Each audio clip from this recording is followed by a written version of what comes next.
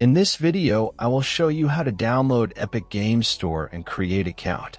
First, search in Google for Epic Games and click First Link. Now in right top corner, click on Download. Proceed with installation. In Mac, I just need to drag and drop game into application. In Windows, you will be pressing Next, Next, and Install like in every application.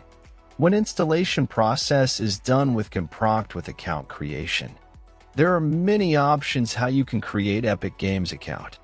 I will be using Google account, so I am clicking Google icon. In first pop-up, select Continue. Now select your Gmail account you would like to use for Epic Games. Press Continue a few times. After connecting, press on button. Select your birthday and press Continue. Last step is entering your email and clicking Continue. Now you have Epic Games account and can download free or paid games. I hope this video is helpful. If it was, give it thumbs up and consider helping me reach 1,000 subscribers so I can make more tutorials. Thanks for watching.